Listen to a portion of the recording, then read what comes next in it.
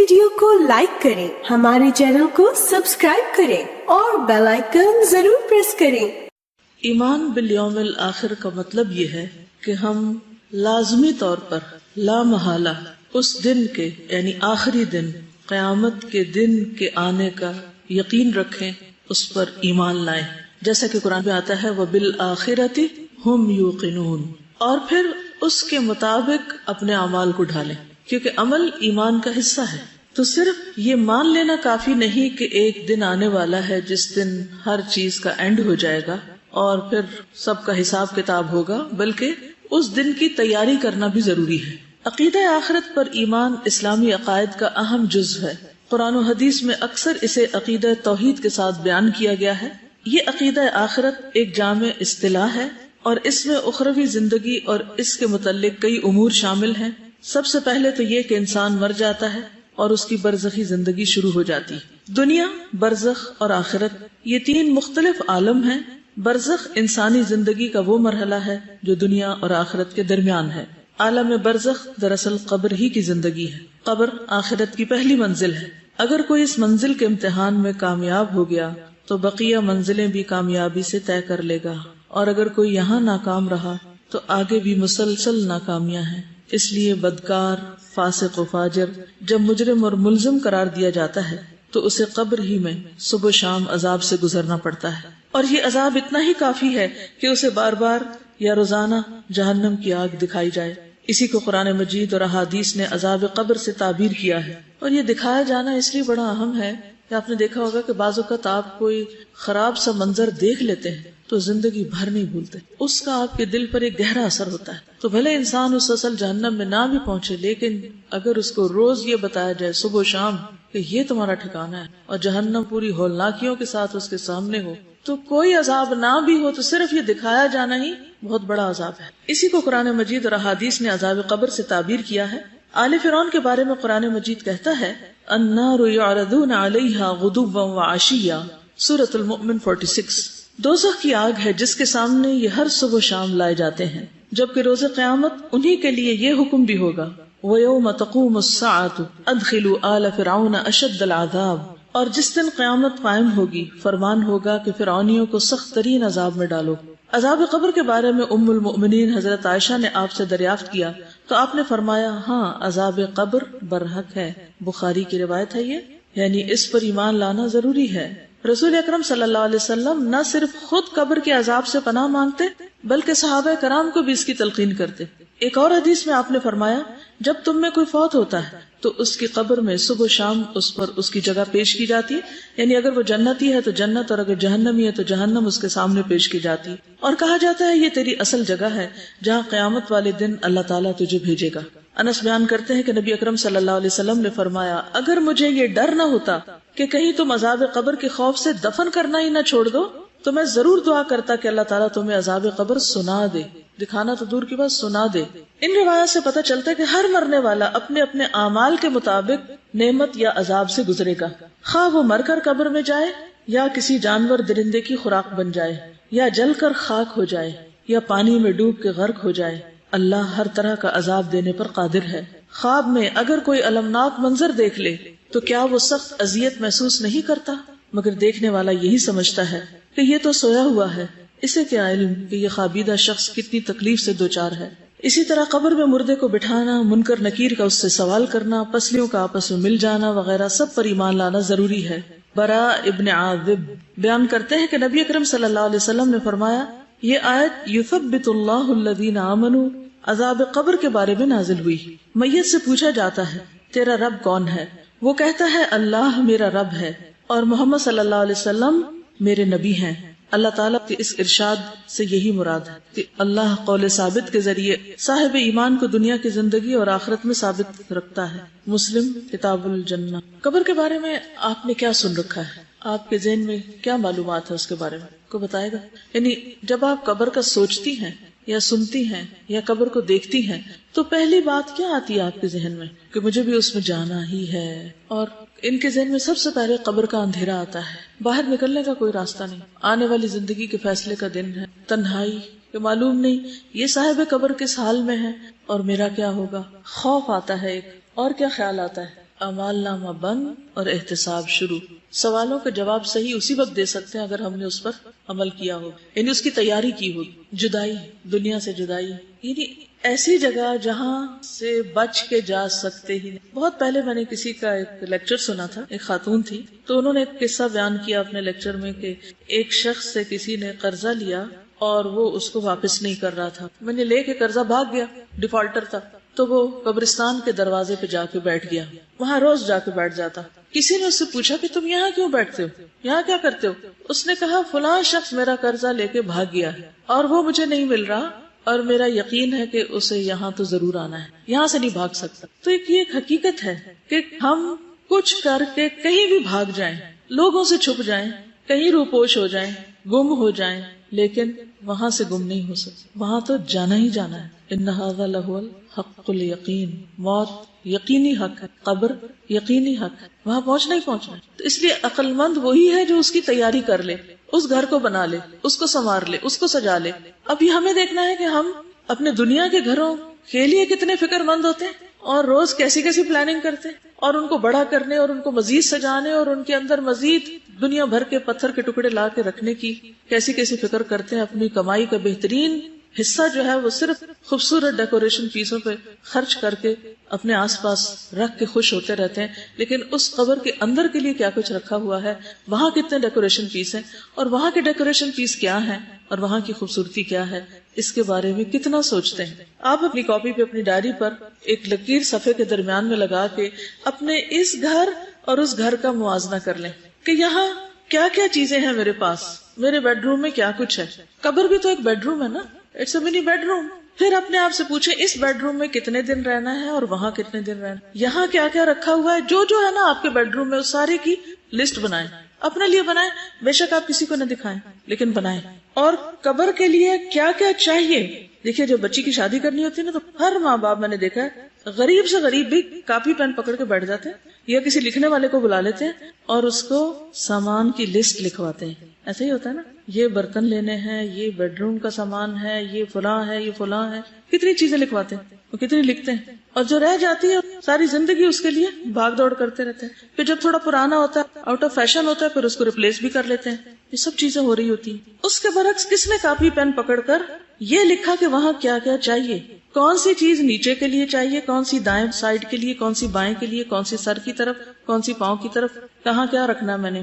یہاں تو ٹیلی ویژن کی لیٹسٹ اسکرین کے لیے ہم بھاگ رہے ہوتے ہیں. جو نئی چیز آتی ہے پچھلی دے کے ادھر ادھر اور خرید لیتے ہیں تاکہ لیٹسٹ موویز اور ہر چیز کے نظارے خوبصورت سے خوبصورت مائنیوٹ ڈیٹیلز تک میں کر سکیں بہترین کلرز کے ساتھ. اور وہاں بھی ایک اسکرین نے چلنا ہے جس پہ یا جنت چلے گی یا جہنم چلے گی. اس پہ کیا کریں گے، وہ کیسی اسکرین ہوگی اور اس کے پیچھے کون سا کنٹرول روم ہوگا، وہ کون دکھائے گا، اور اس کا دکھایا جانا بھی برحق ہے. اصل بات یہ ہے کہ ہم خود کو دھوکہ دیتے ہیں. ہم مانتے ہیں مگر کوئی نہیں مانتے. ہم کہتے ہیں ہم تیاری کریں لیکن کوئی نہیں کر رہے. جتنا مال اس دنیا کے لیے خرچ کرتے ہیں اس کا کتنا حصہ آخرت کی اس کوٹھڑی کے لیے بھی خرچ کر رہے ہیں. یہاں بجلی نہ ہو تو کس قدر گھبراہٹ اور آلٹرنیٹ طریقے سوچتے ہیں. ایک نہ چلے تو دوسرا، دوسرا نہ ہو تو تیسرا. لیکن وہاں ٹھنڈک کس چیز سے ہوگی، ہوا کہاں سے آئے گی، اس کے لیے کیا کرنا ہوگا، وہ نہیں سوچتے. یہاں بجلی نہیں تو کینڈلز، وہاں اگر اندھیرا ہو گیا تو کون سی کینڈلز. ان ساری چیزوں کو کمپیئر کر کے دیکھیں. جب آپ اپنے بیڈ روم میں اپنی چیزیں لکھنے لگیں گے نا تو آپ کو اس کے ہر چیز کے پیرالل سوچیں کہ وہاں کیا ہوگا میرے پاس. کیونکہ ہمارا اصل امتحان ہمارے گھروں میں ہوتا ہے، جب ہم اپنے بچوں میں ہوتے ہیں، جب ہم اپنے گھر والوں کے بیچ میں ہوتے ہیں. وہاں کتنا اپنے رب کو یاد کرتے ہیں، اپنے بستر پر کتنا اپنے رب کو یاد کرتے ہیں. پھر صبح کس وقت اٹھتے ہیں، فجر کی نماز کا کیا عالم ہے. کہیں وہ تو نہیں قضا ہو جاتی اس بہانے سے کہ گرمیوں کی راتیں چھوٹی ہیں. اور روز رات کو لیٹ کر ضرور سوچا کریں کہ پتہ نہیں اور کتنے دن اس بیڈ پر ہوں اور کس دن ادھر منتقل کر دی جاؤں گی. جیسے وارڈز میں شفٹ کر دیتے ہیں نا، آپ اب ادھر چلے جائیں، ادھر لے جائیں. کیونکہ وہ ایک یقینی حق ہے اور اس پر ایمان ضروری ہے اور اس کی تیاری ضروری ہے. اصل بات ہے کہ تیاری ضروری ہے. ماننے کی سچائی تو تبھی پتہ چلے گی جب کچھ تیاری کریں گے. اور اگر تیاری نہیں کر رہے تو اس کا مطلب ہے کہ وہ ماننا بھی بس زبانی کلامی ماننا، حقیقت میں نہیں مان رہے. ہمیں گاڑی چاہیے ہوتی ہے نا، روز گاڑی میں بیٹھنا ہوتا ہے. تو جب گاڑی کا دروازہ کھولتے ہیں اور آج کل گرمی ہے، دھوپ ہے اور اس میں اسمیل آنے لگتی ہے اگر کوئی بھی چیز بیچ میں رہ جائے، صفائی نہ ہو، اور حالانکہ تھوڑی دیر بیٹھنا ہوتا ہے، آدھا گھنٹہ، لیکن اس کے لیے کس قدر کنسرن ہوتے ہیں کہ اس کو صاف ہونا چاہیے. اگر سیٹیں خراب ہو گئی تو سیٹیں چینج ہونی چاہیے, کمفرٹیبل نہیں رہی, اسپرے ہونا چاہیے, کتنی تیاریاں کرتے ہیں. لیکن قبر جس میں اس وقت تک رہنا ہے جب تک اللہ تعالیٰ دوبارہ نہ اٹھا دے, اس کے لیے کب سوچتے ہیں. نبی صلی اللہ علیہ وسلم نے فرمایا قبر آخرت کی پہلی منزل ہے, اگر وہاں نجات مل گئی تو بعد کے سارے مراحل آسان ہو جائیں گے, اور اگر وہاں نجات نہ ملی تو بعد کے سارے مرحلے دشوار ہیں. اور آپ نے یہ بھی فرمایا اللہ کی قسم میں نے جتنے بھی مناظر دیکھے ہیں قبر کا منظر ان سب سے ہولناک ہے. پہلی بات تو یہ کہ جب مردے کو دفن کیا جاتا ہے تو اس کا جسم جب ڈیکمپوز ہونا شروع ہوتا ہے تو آپ کو پتہ ہے کہ اس کی اسمیل کیسی ہوتی ہے. کبھی کوئی مرے ہوئے چوہے کی یا مرے ہوئے مردار کی کوئی اسمیل دور پار کہیں سڑک سے گزرتے ہوئے گاڑی کے اندر بند شیشوں میں بھی آپ کو آ جائے تو کیسی کیفیت ہو جاتی ہے. یہ جسموں کا حال ہونے والا ہے. ان جسموں کے لیے دنیا میں کیا کچھ کرتے پھر رہے ہیں, کتنے فکر مند ہیں, اور وہاں کیا حال ہونے والا ہے جبکہ کوئی عزیز ترین پیارا بھی پلٹ کے نہ دیکھے گا. ابو لہب کے ساتھ کیا ہوا, اس کے اپنے بچوں نے اس کے ساتھ کیا کیا, کس طرح صرف لکڑیوں کے ساتھ دور سے گڑھا کھدوا کے حبشیوں سے اس کو دھکیل دیا, اس میں نہ غسل نہ کفن نہ کچھ بھی نہیں, اور اس کے ساتھیوں کو قلیب کے کنویں میں پھینک دیا گیا. السلام علیکم. ایک ڈاکیومنٹری میں دیکھ رہی تھی نیٹ جیو پہ کس طرح سے ہیومن ڈکے ہوتا ہے, تو وہ بتا رہے تھے کہ جو سارا بلڈ ہوتا ہے وہ آپ کے جو ہالو اسپیسز ہوتی ہیں وہاں پہ جمع ہو جاتا ہے, آپ کے منہ کے اندر, آپ کے پیٹ کے اندر, اور پھر آہستہ آہستہ وہاں پہ گیسز جمع ہوتی ہیں تو وہ پھٹنا شروع ہو جاتی ہیں. جو قبر سے آوازیں کہتے ہیں نا آتی ہیں, وہ اصل میں یہی ہوتی ہیں جب آپ کے اسٹمک کے اندر گیسز پھٹتی ہیں, آپ کے لنگس کی گیسز پھٹتی ہیں, اور بہت اس طرح سے آپ کی اسکن ڈکے ہونا شروع ہو جاتی ہے. تو یہ اللہ کے رسول صلی اللہ علیہ وسلم قسم کھا کے فرما رہے ہیں کہ اللہ کی قسم میں نے جتنے مناظر دیکھے ہیں قبر کا منظر ان سب سے زیادہ ہولناک ہے. پھر یہ کہ ہر ایک کی قبر ایک بار بھینچی جائے گی. مسند احمد کی روایت ہے نبی صلی اللہ علیہ وسلم نے فرمایا قبر کو ایک مرتبہ بھینچا جاتا ہے. اگر کوئی شخص اس عمل سے بچ سکتا تو وہ سعد بن معاذ ہوتے. obviously جو کافر ہوتا ہے یا منافق ہوتا ہے اس کے ساتھ سختی کا معاملہ ہوتا ہے, لیکن جیسے مومن ہے تو اس کے اوپر بھی ایک دفعہ قبر تنگ ہوتی. کبھی آپ نے دیکھا ہوگا کہ بہت سارے لوگ ہوں تو ایک اسٹمپیڈ ہوتی ہے جب, تو یا ایک دوسرے کے بیچ میں دب گھٹ جائیں تو کیسی کیفیت ہوتی ہے اس وقت, ایسا لگتا ہے دل باہر آنے لگا ہے. پھر قبر میں اندھیرا. نبی صلی اللہ علیہ وسلم نے فرمایا یہ قبریں اپنے رہنے والوں پر اندھیرے سے بھری ہوتی ہیں اور اللہ ان کو میری نماز کی وجہ سے روشن کر دے گا یا میری دعا کی وجہ سے روشن کر دے گا. بصلاتی علیہم, یعنی آپ جو دعائیں کرتے تھے اپنے صحابہ کے لیے اور جنازہ وغیرہ پڑھتے تھے, اور اسی لیے بعد میں بھی یہ سنت جاری رہی کہ جو بھی کوئی فوت ہو اس پر جنازہ پڑھا جائے اور پیچھے والے اس کے لیے دعا کرے. اب آپ دیکھیے کہ مرنے والے کے لیے عموماً کتنی دعائیں ہوتی, اپنے اپنے سپارے کھول کے بیٹھے ہوتے ہیں, گٹلیاں پھینک رہے ہوتے ہیں, باتیں کر رہے ہیں, ادھر ادھر کے کاروبار ڈسکس ہو رہے ہیں, لیکن اس وقت مردے کے ساتھ کیا ہو رہا ہے اس کی کسی کو بھی فکر نہیں. پھر قبر میں عقل کا لوٹایا جانا. مسند احمدی کی روایت ہے عبداللہ بن عمر کہتے ہیں ایک مرتبہ رسول اللہ صلی اللہ علیہ وسلم نے قبروں میں امتحان لینے والے فرشتوں کا تذکرہ کیا.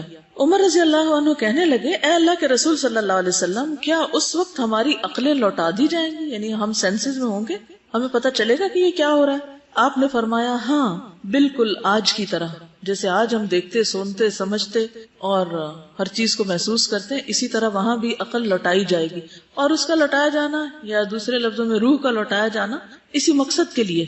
پھر صحابہ کرام جو تھے وہ قبر سے خوف کھاتے تھے, حالانکہ ان کے لیے کیا سرٹیفکیٹ جاری ہو چکا تھا, رضی اللہ عنہم ورضوا عنہ. حضرت عثمان رضی اللہ تعالیٰ عنہ کے بارے میں آتا ہے کہ جب وہ کسی قبر پہ رکتے تو اتنا روتے کہ داڑھی تر ہو جاتی. کسی نے ان سے پوچھا جب آپ جنت اور جہنم کا تذکرہ کرتے ہیں تو تب تو نہیں روتے اور اس سے رو پڑتے ہیں؟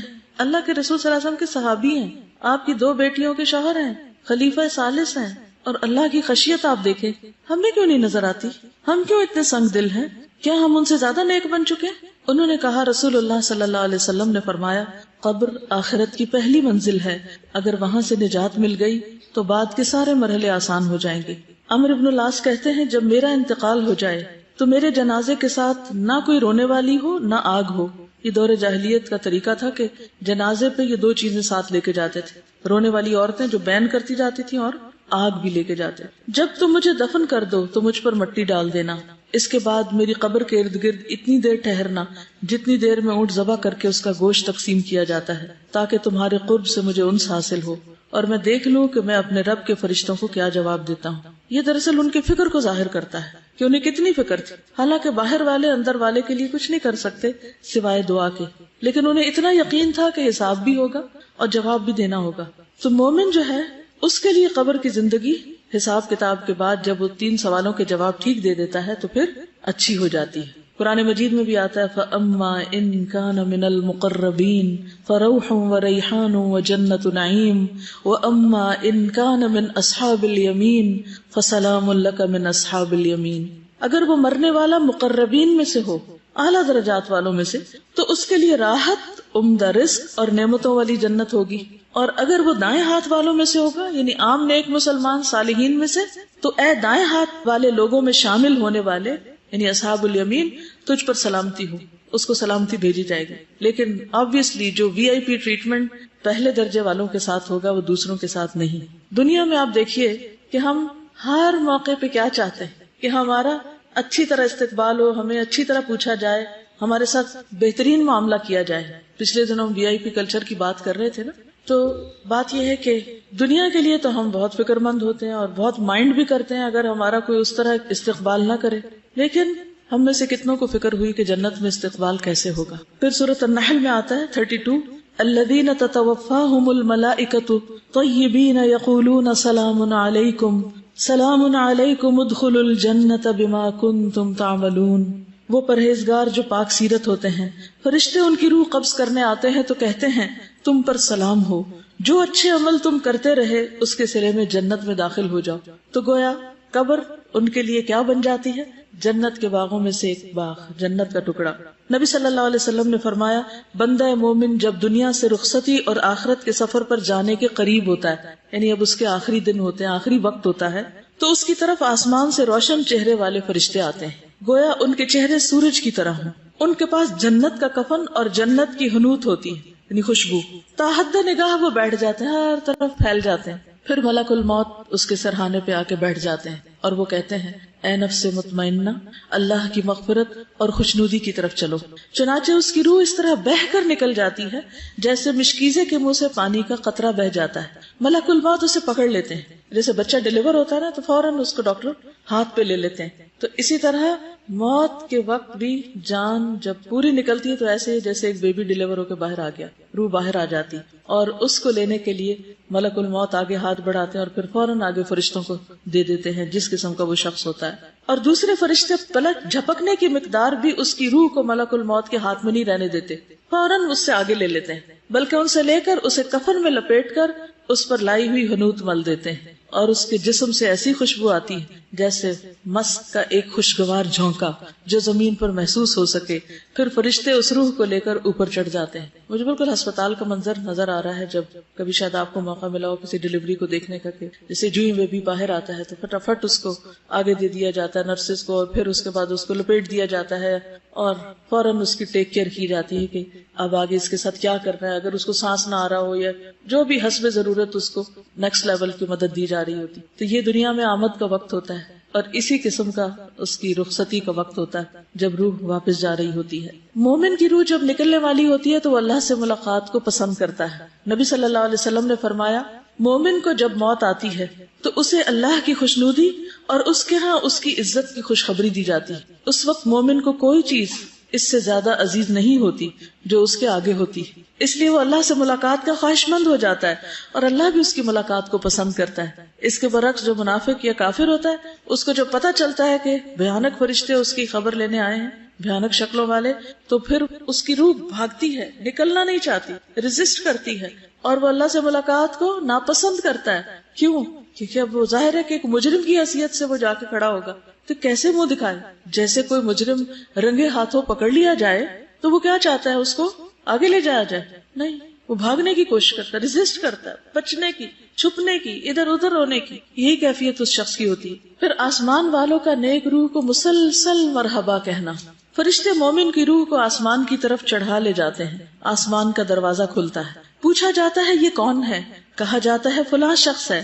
وہ کہتے ہیں مرحبا، پاک نفس جو پاک بدن میں تھا، پاک نفس پاک بدن میں تزکیہ ہو چکا تھا اس کا، اور وہ پاکیزہ بدن میں تھا، صاف ستھرا، کلین، داخل ہو جاؤ اے قابل تعریف اور خوش ہو جاؤ اللہ کی رحمت سے اور خوشبو سے، یعنی خوشبوئیں ہیں اس کے لیے، اور اس مالک سے جو تجھ پر ناراض نہیں ہے، برابر اسے یہی کہا جاتا ہے یہاں تک کہ روح اس آسمان تک پہنچتی ہے جہاں اللہ عز و جل ہے، یعنی علیین تک اس کو سب سے بلند جگہ تک پہنچا دیا جاتا ہے۔ ہر آسمان کے فرشتوں کا اگلے آسمان تک روح کو چھوڑنے جانا، یعنی اسکارٹ کرتے ہیں اس کو پیچھے سے، یعنی صرف چھوڑ نہیں دیتے بلکہ آگے تک پہنچا کے آتے ہیں، اتنے خوش ہوتے ہیں۔ فرشتے اس روح کو لے کر اوپر چڑھ جاتے ہیں، اور فرشتوں کے جس گروہ پر بھی ان کا گزر ہوتا ہے وہ گروہ پوچھتا ہے کہ یہ پاکیزہ روح کون ہے؟ وہ جواب میں اس کا وہ بہترین نام بتاتے ہیں جس سے دنیا میں لوگ اسے پکارتے تھے، اچھے سے اچھا نام، حتیٰ کہ وہ اسے لے کر آسمان دنیا تک پہنچ جاتے ہیں، کیونکہ ہر شخص کی ایک شہرت ہوتی ہے نا، ایک نام ہوتا ہے، ایک آئیڈینٹی ہوتی ہے، وہ اس کے لیے دروازے کھلواتے ہیں، تو دروازہ کھول دیا جاتا ہے، تو ہر آسمان کے مقرب فرشتے اس کے ساتھ ساتھ چلتے ہیں آسمان کی طرف جو اس کے بعد آتا ہے، اور اس طرح اسے 7ویں آسمان تک پہنچا دیا جاتا ہے۔ یہ ہم سب کی جرنی ہے، یہ ہم سب نے یہ ٹریولنگ کرنی ہے۔ اگر اس ٹریٹمنٹ کے مستحق ہوئے تو یہ سب کچھ ملے گا، ادروائز دوسری چیز بھی ابھی سامنے آئے گی۔ پھر فرشتے دعا دیتے ہیں۔ ابو ہریرہ رضی اللہ عنہ سے روایت ہے کہ جب کسی مومن کی روح نکلتی ہے تو 2 فرشتے اسے لے کر اوپر چڑھتے ہیں، تو آسمان والے کہتے ہیں کہ پاکیزہ روح زمین کی طرف سے آئی ہے، اللہ تعالیٰ تجھ پر اور اس جسم پر جسے تو آباد رکھتی تھی رحمت نازل فرما، یعنی تجھ پر بھی اور جس جسم کو تو نے آباد کیا ہوا تھا، یعنی ہم سب کا جو جسم ہے جس میں وہ روح ڈالی ہوئی ہے، تو اس کے لیے بھی رحمت کی دعا کرتے ہیں۔ پھر روحوں سے ملاقات، فرشتے نیک روح کو اہل ایمان کی ارواح کے پاس لاتے ہیں، یعنی روح جا کر باقی روحوں سے ملاقات کرتی اور وہ اس روح سے خوش ہوتے ہیں، اس سے زیادہ جو کہ تم کو کسی بچھڑے ہوئے شخص کی آمد سے ہوتی، یعنی آپ کسی شخص سے محبت کرتے ہوں اور ایک لمبے عرصے کے بعد اس سے مل رہے ہیں، تو وہ نیک روحیں پہلے سے جو وہاں موجود ہوتی جن سے ہم محبت کرتے ہیں تو وہ بھی ہم سے محبت کرتے ہیں، اور پھر ان سے جا کر وہ ملتی ہیں، وہ نیک روحیں اس سے پوچھتی ہیں نئی آنے والی روح سے کہ فلاں کا کیا ہوا، فلاں کا کیا ہوا، فلاں نے کیا کیا، وہ کس حال میں ہے، یعنی پیچھے اپنے رشتہ داروں یا جان پہچان والوں کا حال پوچھتے ہیں۔ فَيَقُولُونَ دَعُوهُ فَإِنَّهُ كَانَ فِي غَمِّ الدُّنْيَا، پھر وہ ارواح کہتی ہیں تم ابھی ٹھہر جاؤ، اس کو چھوڑ دو، یہ دنیا کے غم میں مبتلا تھا۔ یعنی یوں ہی آپ سمجھیں کہ جیسے ایک سفر کر کے، طویل سفر کر کے کوئی آتا ہے تو وہ کچھ پیچھے والوں کی یاد میں ہوتا ہے اور کچھ نئی دنیا اس کے لیے نئی ہوتی ہے، تو وہ اس میں اس کو ایک ایڈجسٹمنٹ ٹائم چاہیے ہوتا ہے۔ بہت اچھی طرح ویلکم کرتے ہیں، اور بعض اوقات آپ نے دیکھا ہوگا نا کہ جب کوئی نیا مہمان آتا ہے یا کوئی خاص مہمان آتا ہے تو ہم آؤٹ آف ایکسائٹمنٹ، محبت اس کے گلے لگنے لگتے ہیں اور وہیں کھڑے کھڑے اس سے ڈھیروں سوال شروع کر دیتے ہیں۔ ہوتا ہے نا کبھی ایسا، یعنی اس کو سانس نہیں لینے دیتے کہ ہم سب پوچھنے لگتے ہیں۔ تو یہ انسانی کمزوری ہے، یہ انسانی عادت ہے۔ تو وہاں بھی جب سب سوال شروع ہو جائیں گے تو پھر کچھ کہیں گے کبھی چھوڑ دو، کیونکہ دنیا سے جدائی کا مرحلہ صرف بعد والوں کے لیے نہیں، جانے والے کے لیے بھی ایک مشکل وقت ہوتا ہے، کیونکہ سیپریشن جو ہوتی ہے وہ ایک عجیب چیز ہے، انسان اس سے متاثر ہوئے بغیر نہیں رہتا۔ کبھی بھی آپ دیکھیں جب آپ ایک جگہ کو چھوڑ کے دوسری جگہ جا رہے ہوتے ہیں، مثلا یہاں آپ پڑھتے ہیں، جب یہاں سے گھر جانے لگتے ہیں یا گھر سے یہاں آنے لگتے ہیں، یا لڑکی اپنے ماں باپ کا گھر چھوڑ کے آگے جانے لگتی ہے، یا پھر وہ اپنا گھر چھوڑ کے واپس کسی دن آنے لگتی ہے، تو جو بھی مرحلے ہوتے ہیں ان سب میں انسان کو ایک وقت لگتا ہے۔ جب جانے والا جاتا ہے تو اس وقت بھی تو گھر کیسا خالی لگتا ہے نا، وہ کمرہ جس میں وہ رہتا تھا، وہ جگہ جہاں وہ بیٹھتا تھا، وہ کام جو وہ کرتا تھا، وہ ساری چیزیں اس کو ایک طرح سے یاد کر رہی ہوتی، اور جو اس کے عزیز قریب رشتہ دار ہوتے ہیں، جو اس کے بالکل کلوز سرکل ہوتا ہے، وہ بھی اس کو مس کر رہے ہوتے ہیں۔ اب دیکھیے کہ جیسے شادی کا ہی مرحلہ ہے نا، تو کیا بچی کو نئے گھر جانے کی خوشی نہیں ہوتی؟ کتنی بھی وہ زیورات میں لدی ہوئی ہو، کتنا بھی اچھا لباس ہو، کتنے بھی محبت کرنے والا شوہر ہو، کتنا بھی اچھا ٹھکانہ ہو، لیکن وہ پیچھے کی ایک کسک ہوتی ہے نا، یہ جاتے وقت آنسو نکل آتے ہیں۔ پھر جب سسرال کے گھر میں جیسے جا کے بیٹھتی، وہ گھر تو وہی ہوتا ہے ایک طرح سے جس کو لوگ آخر تک بھی ایکسپٹ نہیں کرتے، لیکن وہ جو ایک ٹرانزیشنل فیز ہوتا ہے اس کے اپنے کچھ اثرات ہوتے ہیں۔ ایک اور حدیث میں آتا ہے، سلسلہ صحیحہ کی حدیث ہے، ابو ایوب کہتے ہیں جب مسلمان بندے کی روح قبض کی جاتی ہے تو پہلے فوت ہونے والے اللہ تعالیٰ کے بندے اس کا استقبال کرتے ہیں، جیسے دنیا میں لوگ خوشخبری دینے والے کو خوشی میں ملتے ہیں۔ جب وہ بندے اس سے سوال کرنا چاہتے ہیں تو وہ ایک دوسرے کو کہتے ہیں کہ اپنے بھائی کو آرام کرنے دو، وہ دنیا کی بے چینی اور پریشانی میں مبتلا تھا۔ کیونکہ کئی دفعہ ایسا بھی ہوتا ہے کہ انسان بیمار ہوتا ہے مرنے سے پہلے، اور ایک لمبی بیماری کاٹ کے فوت ہوتا ہے، یا اس پر کچھ حالات تنگ ہوتے ہیں، تو وہ ابھی یہ جو ایک فیز سے دوسرے فیز میں آیا نا تو وہ اس کی رعایت کر رہے ہوتے ہیں. بالآخر وہ پوچھتے ہیں کہ فلاں کیا کر رہا تھا. اگر کسی کا کوئی بچہ ہے پیچھے یا ماں باپ ہے یا کوئی بیوی ہے یا کوئی اور ہے کہ وہ کیا کر رہے ہیں. فلاں بہن کی سنائیں اس کی شادی ہو گئی تھی، یہ الفاظ ہیں. ما فعلت فلانۃ هل تزوجت. جب وہ کسی ایسے آدمی کے بارے میں سوال کرتے ہیں جو اس سے پہلے مر چکا ہوتا ہے اور وہ جواب دیتا ہے کہ وہ تو مجھ سے پہلے مر چکا، وہ بہن تو دنیا سے پہلے مر کے جا چکی، وہ تو مجھ سے پہلے آ گئی تھی، تو وہ کہتے ہیں انا للہ و انا، وہ یہاں نہیں آئی. کیونکہ ہر آنے والے کو ان کو پتا ہوتا ہے کون کون آ گیا. اس کا مطلب یہ ہوا کہ وہ اپنے ٹھکانے جہنم میں چلا گیا، وہ دوسری روحوں کے پاس چلا گیا. وہ برا ٹھکانہ ہے، بری پرورش گاہ ہے. اللہ تعالیٰ کے ان بندوں پر ان کے نیک اعمال پیش کیے جاتے ہیں. جب وہ اچھا عمل دیکھتے ہیں تو خوش ہو جاتے ہیں اور کہتے ہیں اے اللہ یہ تیری اپنے بندے پر نعمت ہے، تو اس کو پورا کر دے. اور جب وہ برا عمل دیکھتے ہیں تو کہتے ہیں اے اللہ اپنے بندے پر رجوع کر. پھر روح کو آسمان سے دوبارہ نیچے لایا جاتا ہے قبر کے حساب کتاب کے لیے. اب آپ کہتے ہوں گے کہ چند گھنٹے بعد تو دفنا دیا جاتا ہے، تو اتنی دیر میں واپس کہاں سے آتا ہے؟ نبی صلی اللہ علیہ وسلم کتنی دیر میں واپس آ گئے تھے آسمان سے؟ چند گھنٹوں کی بات تھی. مسند احمد کی روایت ہے جب روح کو ساتویں آسمان تک لے جایا جاتا ہے تو اللہ تعالیٰ فرماتے ہیں میرے بندے کا نامہ اعمال علیین میں لکھ دو اور اسے واپس زمین کی طرف لے جاؤ، کیونکہ میں نے اپنے بندوں کو زمین کی مٹی ہی سے پیدا کیا، اسی میں لوٹاؤں گا اور اسی سے دوبارہ نکالوں گا. چنانچہ اس کی روح جسم میں واپس لوٹا دی جاتی. اب پھر اٹھا کے اس کو بٹھایا جاتا ہے اور اگلے مرحلے اب آتے ہیں. نبی صلی اللہ علیہ وسلم فرمایا کرتے تھے کہ میت جب چارپائی پہ رکھی جاتی اور لوگ اسے کندھوں پر اٹھاتے ہیں، ابھی پہلے تو روح کی بات ہو رہی تھی نا، وہ وہاں گئی، اور اب جسم کی بات ہو رہی کہ جب اس کو کندھوں پر اٹھاتے ہیں اس وقت اگر وہ مرنے والا نیک ہوتا ہے تو کہتا مجھے جلدی لے چلو. نبی صلی اللہ علیہ وسلم نے فرمایا جب آدمی قبر میں رکھا جاتا ہے اور دفن کر کے لوگ اس سے پیٹ موڑ کے رخصت ہوتے ہیں تو وہ ان کے جوتوں کی آواز سنتا ہے، کیونکہ بائی دا ٹائم روح واپس جسم میں آ چکی ہوتی اور وہ سن رہا ہوتا ہے. تو قبر میں دفنائے جانے کے بعد وہ باہر کے قدموں کی آواز سن رہا ہوتا ہے. پھر قبر کا وسیع اور روشن ہونا.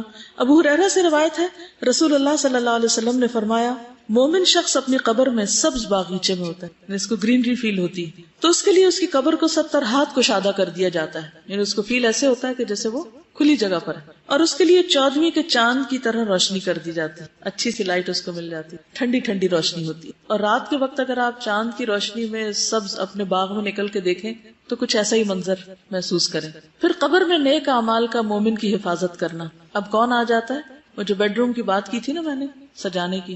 نبی صلی اللہ علیہ وسلم نے فرمایا میت کو جب اس کی قبر میں رکھا جاتا ہے تو وہ ان کے پلٹ جانے کے وقت ان کے جوتوں کی آواز سنتا ہے. سو اگر وہ مومن ہوتا ہے تو نماز اس کے سرہانے ہوتی. اب امیجن کرتے جائیں، نماز اس کے سرہانے ہوتی، روزہ اس کی دائیں طرف ہوتا ہے، زکوٰۃ اس کی بائیں طرف ہوتی، دیگر نیک کام صدقہ، نماز، نیکی اور لوگوں سے اچھائی اس کے دونوں پاؤں کے پاس ہوتے ہیں. یعنی نفل نمازیں، نفل صدقات اور لوگوں کی خیر خواہی، امر بالمعروف، نہی عن المنکر، اور ان کے ساتھ کسی بھی ان کو کھانا کھلانا، کوئی بھی اچھا کام ان کے ساتھ کرنا، یہ جتنے بھی اچھے اچھے کام ہیں وہ پاؤں کی طرف ہوتے ہیں. یعنی فرائض اوپر کی طرف اور وہ پاؤں کی طرف. سو اس کے پاس اس کے سرہانے کی طرف سے آیا جاتا ہے. یعنی کوئی بلا آنے لگتی ہے تو نماز کہتی ہے میری طرف سے آنے کا راستہ نہیں. پھر اس کے دائیں طرف سے آیا جاتا ہے تو روزہ کہتا ہے میری طرف سے آنے کا راستہ نہیں. پھر اس کے بائیں طرف سے آیا جاتا ہے تو زکوٰۃ کہتی ہے میری طرف سے آنے کا راستہ نہیں. پھر اس کے دونوں پاؤں کی طرف سے آیا جاتا ہے تو نیک اعمال، صدقہ اور نماز اور نیکی اور لوگوں سے حسن سلوک کہتے ہیں ہماری طرف سے آنے کا راستہ نہیں. طبرانی کی روایت میں ہے آدمی کے پاس اس کی قبر میں آیا جاتا ہے، بس جب اس کے سرہانے کی جانب آیا جاتا ہے تو اس کی قرآن مجید کی تلاوت دھکیل دیتی. اس سے پتہ چلتا ہے کہ نماز کے علاوہ قرآن کی تلاوت بھی سر کی طرف ہے. جب اس کے دونوں ہاتھوں کی طرف یعنی سائڈ سے آیا جاتا ہے تو اس کو صدقہ دھکیل دیتا ہے. جب اس کے پاؤں کی جانب سے آیا جاتا ہے تو اس کا مسجد کی طرف جانا اسے دھکیل دیتا ہے. یعنی پاؤں سے جو نیک کام کیے ہوتے ہیں چل کر. تو اس میں کنٹراڈکشن نہیں، اس میں ایڈیشن ہے. یعنی وہ چیزیں بھی ہیں اور اس پر مزید یہ نیکیاں بھی ہیں. کچھ تو ہوتی ہے نا کہ جیسے ایک دیوار ہوتی ہے، پھر اس کے اوپر اس کا پینٹ اور اس کے خوبصورتی اور ڈیکوریشن، تو اسی طرح کچھ چیزیں تو سالڈ نیکیاں ہیں جیسے فرائض ہیں، پھر اس کے بعد جو نوافل وغیرہ ہیں وہ اس کو اور ڈیکوریٹ کر دیتے ہیں. پھر مومن کا نماز کی فکر کرنا، قبر میں بھی نماز کی فکر کرتا ہے. قبر میں دفن کرنے کے بعد اس سے کہا جاتا ہے کہ بیٹھ جاؤ، سٹ ڈاؤن. سو وہ بیٹھ جاتا ہے. اس کے لیے سورج کی شکل بنا دی جاتی ہے گویا کہ وہ غروب ہونے کے قریب ہے. جیسے میں اسکرین کی بات کی نا تو اس کو ایسا منظر دکھایا جاتا ہے جیسے سورج ڈوبنے لگا ہو. معلوم نہیں آپ شام کے وقت مغرب سے پہلے جب دعائیں پڑھتے ہیں تو سورج دیکھتے ہیں کہ نہیں باہر نکل کے، یا اللہ کو کتنا یاد کرتے ہیں، لیکن اس وقت اگر آپ سورج دیکھیں تو یہ سوچا کریں کہ قبر میں بھی اسی طرح سورج دکھایا جائے گا ڈوبنے کے قریب قریب. تو اس کو کہا جاتا ہے تمہارا اس شخص کے بارے میں کیا خیال ہے جو تمہاری طرف بھیجا گیا. یعنی سوال جواب شروع ہوتے ہیں. تم اس کے بارے میں کیا کہتے ہو, کیا گواہی دیتے ہو؟ وہ کہتا ہے مجھے چھوڑ دو, میں نماز پڑھ لوں. کیا ہم دنیا میں یہ کرتے ہیں کہ کام چھوڑ کے کہیں ذرا چھوڑ دو مجھے, میں پہلے نماز پڑھ لوں؟ تو بچے تنگ کر رہے ہوں, کوئی اور کام ہو. ہم تو الٹا کیا کرتے ہیں, اچھا ایک کام کر لوں پھر ذرا نماز پڑھیں گے, اور اٹھتے اٹھتے بھی ادھر ہاتھ مار ادھر مار, وہ بھی کر اور آخر وقت کر دیتے ہیں. جبکہ مومن اس سے برعکس ہوتا ہے, وہ کہتا ہے چھوڑو مجھے, پہلے میں نماز پڑھ لوں پھر باقی باتیں بعد میں کریں گے. کیا کسی کے لمبے فون پر آپ نے کبھی کہا کہ ذرا میں نماز پڑھ لوں؟ کسی ملاقاتی کو آپ نے معذرت کی کہ میں ذرا نماز پڑھ لوں پھر آپ سے بات کرتا ہوں؟ ہم اللہ کی خاطر لوگوں کو ناراض نہیں کر سکتے, کیونکہ ہم کہتے ہیں یہ مائنڈ کر جائیں گے, پتہ نہیں کیا ہو جائے گا, پھر یہ چھوٹ جائیں گے, پھر ہم سے ٹوٹ جائیں گے, پھر یہ چلے جائیں گے. اور جنہوں نے جانا ہوتا ہے وہ تو ویسے ہی چلے جاتے ہیں, وہ ہم سے پوچھ کے تھوڑی جاتے ہیں. وہ کہتے ہیں تم یقیناً ایسا کرو گے, پہلے ہمیں اس بارے میں خبر دو جو ہم تم سے سوال کر رہے ہیں. تمہاری اس شخص کے بارے میں کیا رائے ہے جو تمہاری طرف بھیجا گیا, تم اس کے بارے میں کیا کہتے ہو اور کیا گواہی دیتے ہو؟ فرمایا بس وہ کہتا ہے کہ وہ محمد صلی اللہ علیہ وسلم ہے, میں گواہی دیتا ہوں کہ وہ اللہ کے رسول ہیں اور وہ اللہ کے پاس سے حق لے کر آئے ہیں. اس کو کہا جائے گا تو نے اسی پر زندگی گزار دی, کس پر؟ جو رسول اللہ لائے تھے صلی اللہ علیہ وسلم, اور تو اسی پر فوت ہوا اور اسی پر تجھے اٹھایا جائے گا انشاءاللہ. تو کتنا ضروری ہے کہ اس چیز کے ساتھ زندگی گزاریں جو آپ لائے, اسی پہ موت آئے اور اسی کے ساتھ اٹھیں. یہ پرائرٹی نمبر 1 ہونی چاہیے ہماری, اور باقی چیزیں بھی ساتھ لے کے چلے, لیکن باقیوں کی خاطر اس کو نہ چھوڑ دیں. پھر یہ کہ مومن کو قبر کے سوال و جواب میں مدد دی جاتی. نبی صلی اللہ علیہ وسلم نے فرمایا جب انسان کو دفن کر کے اس کے ساتھی چلے جاتے ہیں تو ایک فرشتہ جس کے ہاتھ میں گرز ہوتا ہے, گرز کہتے ہیں لوہے کے ہیمر کو, آ کر اسے بٹھا دیتا ہے اور اس سے محمد صلی اللہ علیہ وسلم کے متعلق پوچھتا ہے کہ تم اس آدمی کے متعلق کیا کہتے ہو؟ اگر وہ مومن ہو تو کہہ دیتا ہے کہ میں اس بات کی گواہی دیتا ہوں کہ اللہ کے علاوہ کوئی معبود نہیں, اور یہ کہ محمد صلی اللہ علیہ وسلم اس کے بندے اور رسول ہیں. یہ سن کر فرشتہ کہتا ہے کہ تم نے سچ کہا. پھر اسے جہنم کا ایک دروازہ کھول کر دکھایا جاتا ہے اور اسے کہا جاتا ہے اگر تم اپنے رب کے ساتھ کفر کرتے تو تمہارا ٹھکانہ یہاں ہوتا, لیکن چونکہ تم اس پر ایمان رکھتے تھے اس لیے تمہارا ٹھکانہ دوسرا ہے. یہ کہہ کر اس کے لیے جنت کا ایک دروازہ کھولا جاتا ہے, اب دوسرا منظر دکھایا جاتا ہے. پھر وہ اٹھ کر جنت میں داخل ہونا چاہتا ہے تو فرشتہ اسے سکون سے رہنے کی تلقین کرتا ہے اور اس کی قبر کشادہ کر دی جاتی ہے. کسی نے پوچھا یا رسول اللہ صلی اللہ علیہ وسلم, وہ فرشتہ تو ہاتھ میں گرز لے کر جس کے بھی سامنے کھڑا ہوگا اس وقت گھبراہٹ طاری ہو جائے گی. نبی صلی اللہ علیہ وسلم نے فرمایا اللہ ایمان والوں کو کلمہ توحید پر ثابت قدم رکھتا ہے. یہ اسی آیت کا معنی ہے یثبت اللہ الذین آمنوا بالقول الثابت فی الحیات الدنیا وفی الآخرہ.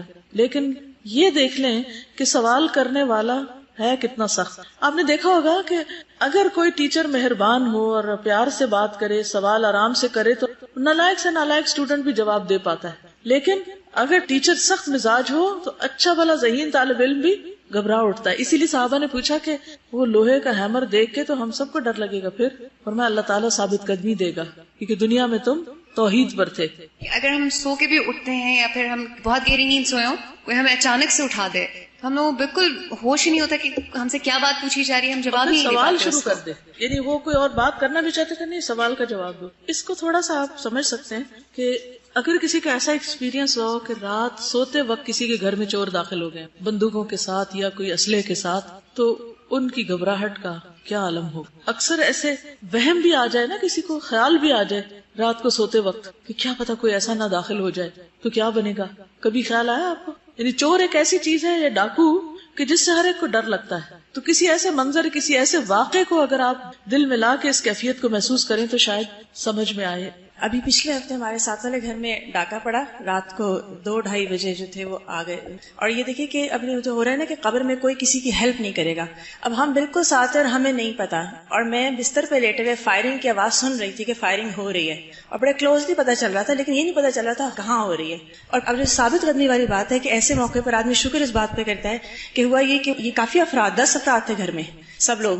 تو یہ نیچے سے جب یہ اوپر جا رہے تھے کچھ لوگوں کو لے کر, تو ایک لڑکی جو بیٹھی تھی اس نے سامنے سے کچھ بھانپ لیا اور دوڑ کے وہ باتھ روم میں گھس گئی اور اس نے لاک کر لیا. اتفاق سے جیسے آج کل ہر وقت موبائل ہاتھ میں ہوتا ہے, موبائل ہاتھ میں تھا, اور جو باتھ روم جا کے اس نے 15 کو فون کر دیا. اب یہ جو ثابت قدمی ہوتی ہے نا کہ اس وقت عقل کہاں سے آئے اتنی کہ ایک دم سے اس کو حالات میں موبائل اٹھانا ہے اور بھاگتے ہوئے وہ کرنا ہے. اور یہ بھی اللہ کا کرنا ہوا کہ ان چوروں کو یہ نہیں پتا چلا کہ ایک لڑکی باتھ روم میں. تو وہ نقصان نہیں ہوا جو ہو سکتا تھا. تو اللہ نے جو ثابت قدمی اس وقت دی ہوتی ہے، یہ بلیسنگ کے سوا کچھ نہیں ہوتی. دیکھیے دنیا میں تو پھر بھی انسان کسی کو موبائل پہ مدد کے لیے بلا لیتا ہے، ہم سائے ساتھ آ جاتے ہیں، لیکن قبرستان سے کون کس کو موبائل کر سکتا؟ ساتھ والی قبر سے بھی اٹھ کے کوئی نہیں آ سکتا. جو کچھ اپنے پاس ہوگا بس وہی ہوگا. لیکن ہم کتنے دھوکے میں ہوتے ہیں نا کہ دوسرے لوگوں کی خاطر اپنا دین بیچے چلے جاتے ہیں، کبھی بچوں کی خاطر، کبھی بہن بھائیوں کی خاطر، کبھی دوستوں کی خاطر اپنی آخرت برباد کیے چلے جا رہے ہوتے ہیں. نبی صلی اللہ علیہ وسلم نے فرمایا اگر مرنے والا نیک آدمی ہو تو فرشتے اسے اس کی قبر میں اس طرح بٹھاتے ہیں کہ اس پر کوئی خوف اور گھبراہٹ نہیں ہوتی. پھر اس سے پوچھا جاتا ہے کہ تم نے کس دین میں وقت گزارا تھا، یعنی ماؤ دینوں کو. وہ کہتا ہے اسلام میں. پوچھا جاتا ہے وہ کون آدمی تھا جو تمہارے پاس آیا تھا؟ وہ کہتا ہے اللہ کے رسول محمد صلی اللہ علیہ وسلم، جو کہ اللہ عز و جل کی طرف سے ہمارے پاس واضح نشانیاں لے کر آئے اور ہم نے ان کی تصدیق کی. پھر اللہ کا مومن کے جواب کی تصدیق کرنا اور جنت کا لباس اور خوشبو کا ملنا. مومن جب یہ جواب دے دیتا ہے تو سنن نبی داؤد کی روایت ہے، پھر ایک آواز لگانے والا آواز لگاتا ہے کہ میرے بندے نے سچ کہا، بس اس کے لیے جنت کا بستر بچھا دو اور اسے جنت کے کپڑے پہنا دو اور اس کے لیے جنت میں ایک دروازہ کھول دو.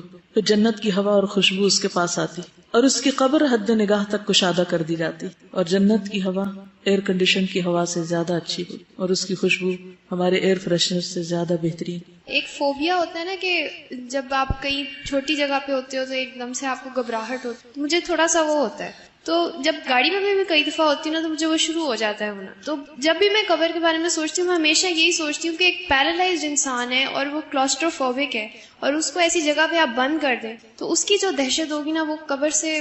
لیکن اس میں وسعت اور اس میں ہوائیں اور خوشبوئیں اور اچھا لباس، یہ سب اس کے لیے ہے جس کے جواب درست ہوں گے. اگر ہم غور کریں تو دیکھیں کہ اللہ تعالیٰ ہم سب کو وقتاً فوقتاً ڈیتھ کا ایکسپیرینس کرواتے ہیں خواب کی صورت میں. یعنی خواب میں جب ہم کبھی بھیانک خواب دیکھتے ہیں اور پھر اب شکر ادا کرتے ہیں جب ہماری آنکھ کھل، تو میں یہ سوچتی ہوں کہ اس وقت تو ہماری آنکھ نہیں کھلے گی، ہم اسی طرح سب کچھ فیل کر رہے ہوں گے جیسے ہم خواب کی صورت میں. بالکل. کیوڑا سالٹ مائنز جانے کا اتفاق ہوا تو وہاں ہم 4000 فیٹ جو ہے اس کی ڈیپتھ میں گئے. وہاں پہ امیجن کریں اتنی ٹھنڈی ہوا تھی اور گیٹ سے داخل ہوتے ہی ایسا لگ رہا تھا کہ نیچے کئی اے سی لگے ہوئے ہیں اور وہاں 18 ڈگری سینٹی گریڈ رہتا ہے سردی گرمی میں، اور جو ہے نا اتنا وہ فریش ایئر تھی کہ لگ نہیں رہا تھا کہ ہم اتنی گہرائی میں ہیں.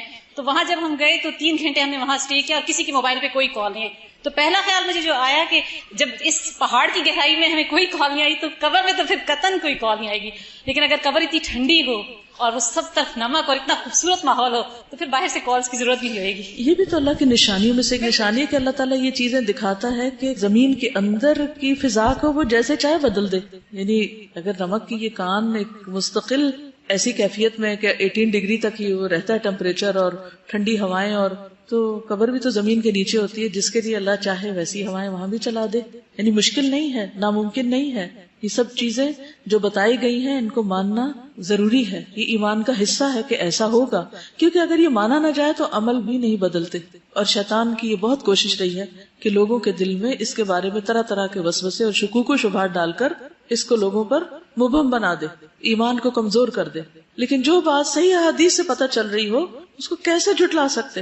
پھر نیک اعمال کا قبر کی تنہائی کو دور کرنا.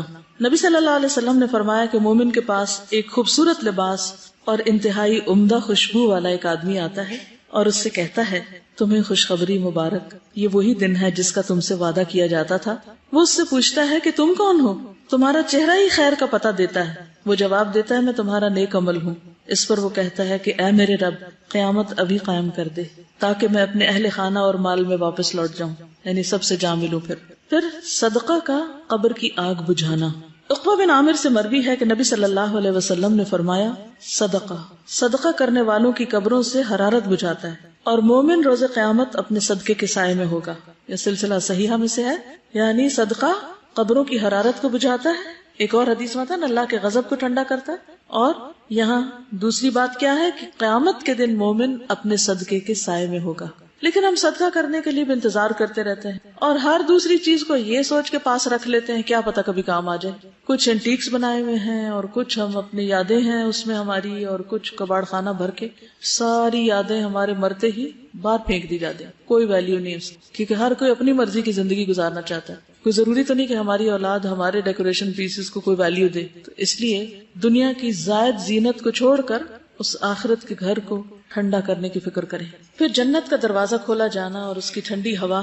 سوال و جواب کے بعد پھر اس کے لیے جنت کے دروازوں میں سے ایک دروازہ کھول دیا جاتا ہے اور اس سے کہا جاتا ہے یہ تیرا جنت میں ٹھکانا ہے اور جو اللہ تعالیٰ نے تیرے لیے اس میں تیار کیا ہے. تو اس کے رشک اور خوشی میں اضافہ ہو جاتا ہے. پھر اس کے لیے جہنم کے دروازوں میں سے ایک دروازہ کھولا جاتا ہے اور اس سے کہا جاتا ہے اگر تو نے نافرمانی کی ہوتی تو یہ تیرا ٹھکانا ہوتا اور جو اللہ نے اس میں تیرے لیے تیار کیا ہوا ہے تو اس کی خوشی اور سرور میں اضافہ ہو جاتا ہے. پھر اس کے لیے اس کی قبر 70 ہاتھ فراخ کر دی جاتی ہے اور اس میں اس کے لیے روشنی کر دی جاتی ہے اور روشنی کا ذکر بھی آپ نے پڑھا. پھر روح کا سبز پرندوں میں ڈالا جانا یعنی جو شہداء کی روح ہے خاص طور پر.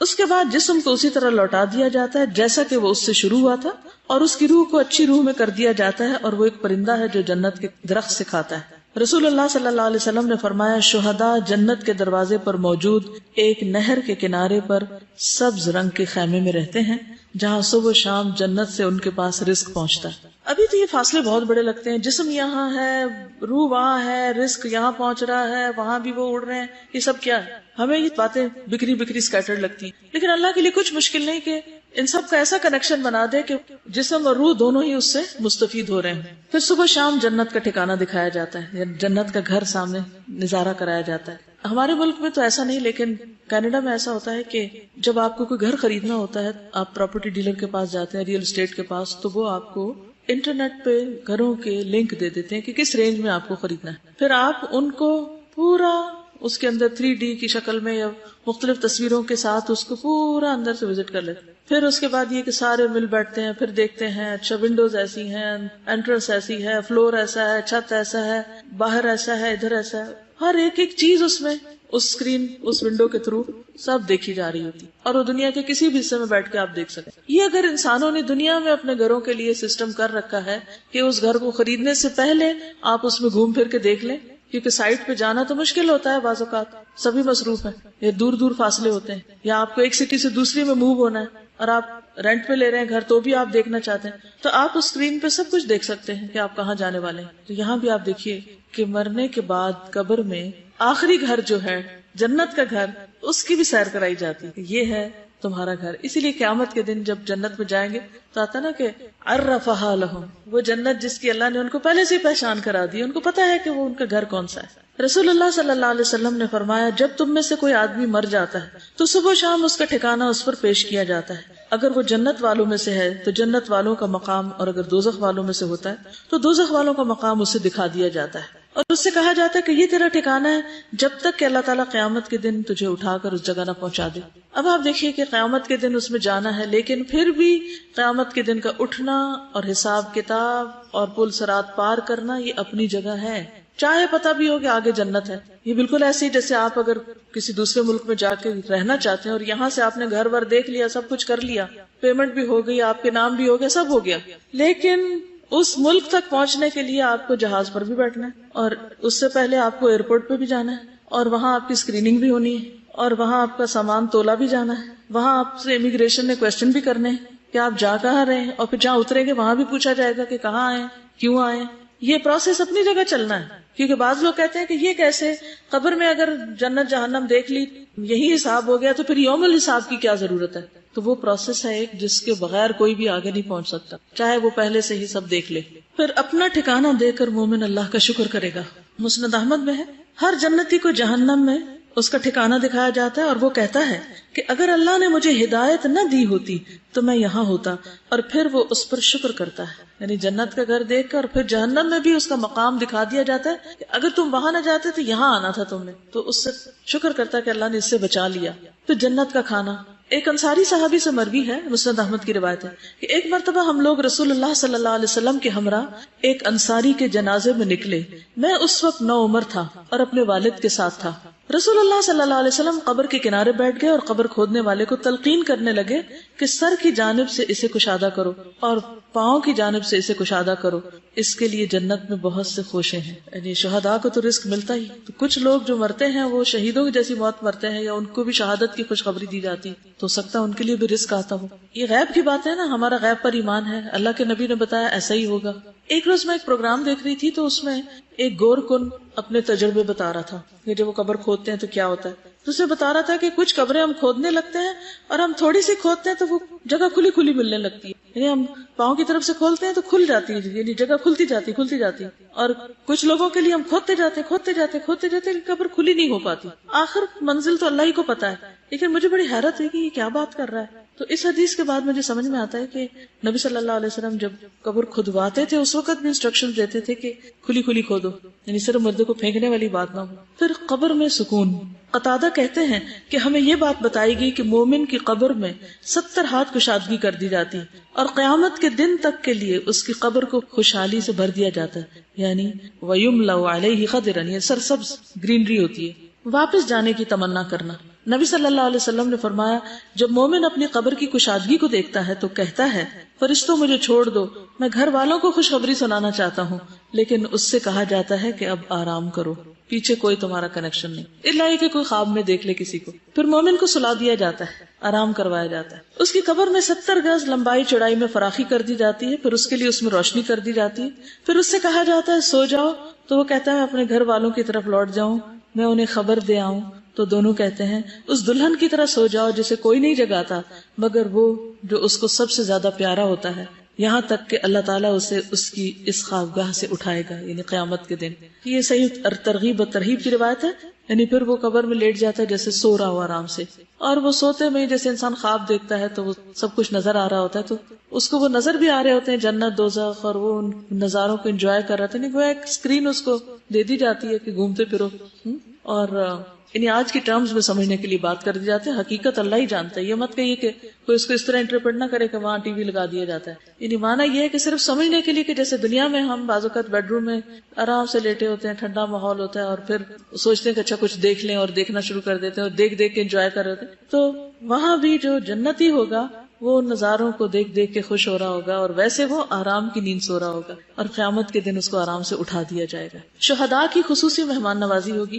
مسروق سے روایت صحیح مسلم کی ہے کہ ہم نے حضرت عبداللہ سے اس آیت کے بارے میں سوال کیا، جنہیں اللہ کے راستے میں قتل کیا جائے انہیں مردہ گمان نہ کرو بلکہ وہ زندہ ہیں، اپنے رب کے پاس سے رزق دیے جاتے ہیں. اب آپ دیکھیے کہ شہداء کو بھی قبر میں دفن کیا جاتا ہے، اور ان کے بارے میں قرآن بتاتا ہے کہ ان کو رزق دیا جاتا ہے. اب باقی احادیث کو تو آپ کہہ سکتے ہیں جی حدیث ہے، لیکن یہاں تو قرآن بھی یہ کہتا ہے، تو یہ ساری احادیث قرآن کے موافق ہی جا رہی ہیں. تو کیا ہوتا ہے؟ تو وہاں وہ اپنے رب کے پاس رزق دیے جاتے ہیں. تو انہوں نے کہا ہم نے بھی رسول اللہ صلی اللہ علیہ وسلم سے اس کے بارے میں سوال کیا تھا کہ اس آیت کا کیا مطلب ہے. تو آپ نے فرمایا ان کی روحیں سرسبز پرندوں کے جوف یعنی پیٹ میں ہوتی ہیں. ان کے لیے ایسی قندیلیں ہیں، یعنی ایسے شینڈلیئرز ہیں جو عرش کے ساتھ لٹکی ہوئی ہیں، اور وہ روحیں جنت میں گھومتی پھرتی رہتی ہیں، جہاں چاہیں انہی قندیلوں میں واپس آ جاتی. ان کا رب ان کی طرف مطلع ہو کر فرماتا ہے، توجہ کر کے، کیا تمہیں کسی چیز کی خواہش ہے، کچھ چاہیے؟ وہ عرض کرتے ہیں ہم کس چیز کی خواہش کریں، حالانکہ ہم جہاں چاہتے ہیں جنت میں پھرتے ہیں، یعنی ہم جہاں چاہتے ہیں گھومتے پھرتے ہیں. اللہ تعالیٰ ان سے 3 مرتبہ اس طرح فرماتا ہے. جب وہ دیکھتے ہیں کہ انہیں کوئی چیز مانگے بغیر چھوڑا نہیں جائے گا تو وہ عرض کرتے ہیں رب ہم چاہتے ہیں کہ آپ ہماری روحیں ہمارے جسموں میں ڈال دیں یہاں تک کہ ہم تیرے راستے میں پھر قتل کیے جائیں. یعنی اس موت میں اتنی لذت ہے. جب اللہ دیکھتا ہے کہ انہیں اب کوئی ضرورت نہیں تو انہیں چھوڑ دیا جاتا ہے. لیکن جو شخص مومن نہیں ہوتا اس کی قبر اور زندگی کیسی ہے؟ مرتے وقت اس کو ساتھ ہی موت کے فرشتوں سے ہی سزا ملنے لگتی ہے. وَأَمَّا إِن كَانَ مِنَ الْمُكَذِّبِينَ الضَّالِّينَ. اب مکذبین بھی ہیں اور ضالین بھی ہیں. یہ دونوں بیک وقت بھی ہو سکتے ہیں اور خالی ضالین بھی ہو سکتے ہیں، پتہ ہی نہیں کرنا کیا ہے. فَنُزُلٌ مِّنْ حَمِيمٍ وَتَصْلِيَةُ جَحِيمٍ سورۃ الواقعہ 92 سے 94. اگر وہ جھٹلانے والے گمراہوں سے ہوگا تو کھولتا پانی اس کی مہمانی ہوگی اور وہ دوزخ میں دھکیل دیا جائے گا. سورۃ النحل 28-29 میں فرمایا الَّذِينَ تَتَوَفَّاهُمُ الْمَلَائِكَةُ ظَالِمِي أَنفُسِهِمْ فَأَلْقَوْا السَّلَامَ مَا كُنَّا نَعْمَلُ مِن سُوءٍ بَلَىٰ إِنَّ اللَّهَ عَلِيمٌ بِمَا تَعْمَلُونَ فَادْخُلُوا أَبْوَابَ جَهَنَّمَ خَالِدِينَ فِيهَا فَلَبِئْسَ مَثْوَى الْمُتَكَبِّرِينَ. وہ لوگ جو اپنے آپ پر ظلم کر رہے ہوتے ہیں دنیا میں، جب فرشتے ان کی روح قبض کرتے ہیں یہ کرنے کے لیے آتے ہیں تو ہتھیار ڈال دیتے ہیں، ہینڈز اپ. ہم کوئی برے کام تو نہیں کر رہے تھے، جھوٹ بولنا شروع کر دیتے، ہم تو کوئی غلط کام نہیں کر رہے تھے. دنیا میں بھی یہی دھوکہ، ہم تو کوئی غلط نہیں کر رہے، ہم تو ٹھیک ہی کر رہے ہیں. تعویلیں دے دے کے ہم سب اپنے کانشیس یا ضمیر کو سلائے رکھتے ہیں. فرشتے کہیں گے کیوں نہیں کر رہے تھے جو کچھ تم کر رہے تھے، اللہ یقیناً اسے خوب جانتا ہے. اب جہنم کے دروازوں سے اس میں داخل ہو جاؤ تم ہمیشہ اس میں رہو گے. غرض تکبر کرنے والوں کا ٹھکانہ بہت برا ہے. سورۃ الانفال 50 میں فرمایا وَلَوْ تَرَىٰ إِذْ يَتَوَفَّى الَّذِينَ كَفَرُوا الْمَلَائِكَةُ يَضْرِبُونَ وُجُوهَهُمْ وَأَدْبَارَهُمْ وَذُوقُوا عَذَابَ الْحَرِيقِ. کاش آپ اس حالت کو دیکھتے جب فرشتے ان مقتول کافروں کی روحیں قبض کر رہے تھے تو ان کے چہرے اور ان کی پشتوں پہ ضربے لگاتے تھے اور کہتے تھے اب جلانے والے عذاب کا مزہ چکھو. کبھی کسی نے دیکھا مار پڑتے مردے کو؟ ہمیں تو نظر نہیں آتی. قرآن کہتا ہے کہ جان لیتے وقت بھی ان کو مار پڑ رہی ہوتی. پھر کافر کی موت کا منظر مسند احمد میں آتا ہے. جب کوئی کافر شخص دنیا سے رخصتی اور سفر آخرت پہ جانے کے قریب ہوتا ہے تو اس کے پاس آسمان سے سیاہ چہروں والے فرشتے اتر کر آتے ہیں جن کے پاس ٹاٹ ہوتے ہیں، بوریاں. وہ تحت نگاہ بیٹھ جاتے ہیں. پھر ملک الموت ان کے سرہانے آ کے بیٹھ جاتا ہے اور اس سے کہتے ہیں کہ اے نفس خبیثہ، اللہ کی ناراضگی اور غصے کی طرف چل. یہ سن کر اس کے جسم میں روح دوڑنے لگتی ہے، یعنی ادھر ادھر چھپتی ہے، اور ملک الموت اسے جسم سے اس طرح کھینچتے ہیں جیسے گیلی اون سے سیخ کھینچی جاتی ہے. کباب والی سیخ ہوتی ہے نا، اون اگر اس کے اندر ڈال دی جائے تو نکالنا اس کا مشکل ہوتا ہے، چپک جاتی ہے اور اسے پکڑ لیتے ہیں. فرشتے ایک پلک جھپکنے کی مقدار بھی اسے ان کے ہاتھ میں نہیں چھوڑتے اور اسے ٹاٹ میں لپیٹ لیتے ہیں. اس موقع پر کافر اللہ کی ملاقات کو پسند نہیں کرتا. رسول اللہ صلی اللہ علیہ وسلم نے فرمایا جب کافر کی موت کا وقت قریب آتا ہے تو اللہ کے عذاب اور اس کی سزا کی بشارت دی جاتی. اس وقت کوئی چیز اس کے دل میں اس سے زیادہ ناگوار نہیں ہوتی جو اس کے آگے ہوتی. اب مجھے اللہ کے سامنے کھڑے ہونا ہے. وہ اللہ سے جا ملنے کو ناپسند کرنے لگتا ہے، بس اللہ بھی اس سے ملنے کو ناپسند کرتا ہے. اب دیکھیے دنیا میں کچھ لوگ اللہ کی بات نہیں سننا چاہتے، موت کے وقت اللہ سے ملنا نہیں چاہتے، قیامت کے دن اللہ کے سامنے کھڑے نہیں ہونا چاہتے. تو آخری انجام کیا ہوگا؟ کہ اللہ تعالیٰ اپنا دیدار ان سے کیوں کروائے جب انہیں کوئی شوق اور دلچسپی نہیں تھی، اور یوں وہ ہمیشہ کے لیے حسرتوں میں گم ہو جائیں گے. پھر مسلسل عذاب کی خبر دینا. اگر وہ گناہگار آدمی ہو تو فرشتے کہتے ہیں اے خبیث روح جو خبیث جسم سے نکل رہی ہے، نکل، اخرجی، قابل مذمت ہو کر نکل، ذمیمتن وابشری بحمیم وغساق، اور کھولتے پانی اور کانٹے دار کھانے کی خوشخبری قبول کر، وآخر من شکلہ ازواج، اور اس قسم کے دیگر انواع و اقسام کے عذاب کی خبر وہ بھی قبول کر. یہ اس کے سامنے جملے بار بار دہرائے جاتے ہیں یہاں تک کہ اس کی روح نکل جاتی. دیکھیے ایک تو روح نکلنے کی تکلیف اور رگ رگ سے نکلنے کی درد، اور اوپر سے ڈانٹیں. جیسے ایک بچے کو چوٹ لگے اور ادھر اس کی ماں اور ڈانٹنا شروع کر دے تو وہ دکھ پہ دکھ بڑھ جاتا ہے. پھر انتہائی بدبودار ٹھکانہ. نبی صلی اللہ علیہ وسلم نے فرمایا کافر کی روح جب نکلتی ہے، حماد کہتے ہیں کہ آپ نے اس کی بدبو اور فرشتوں کے لعنت کرنے کا ذکر کیا تو آسمان والے کہتے ہیں کہ خبیث روح زمین کی طرف سے آئی ہے. پھر اسے کہا جاتا ہے کہ تم اسے آخری وقت تک کے لیے سجین کی طرف لے چلو. ابو ہریرہ فرماتے ہیں کہ رسول اللہ صلی اللہ علیہ وسلم نے اپنی چادر اپنی ناک مبارک پر اس طرح لگا لی، یعنی کافر کی بو کو ظاہر کرنے کے لیے، کہ سب نے اس کو یعنی دیکھ کے بھی اس کی شدت کو محسوس کیا. یعنی ناقابل برداشت. کچھ اسمیل ہوتی ہے نا تھوڑی بہت، اور کچھ ہوتی ہے کہ آپ برداشت نہیں کر سکتے تو پھر اپنا ناک ڈھانپ لیتے ہیں. فرشتے اسے ٹاٹ میں لپیٹ لیتے ہیں، ایک اور روایت میں آتا ہے، اور اس سے ایسی بدبو آتی ہے یعنی روح سے بھی جو کسی بھی مردار کی سب سے زیادہ بو زمین پہ ہو سکتی.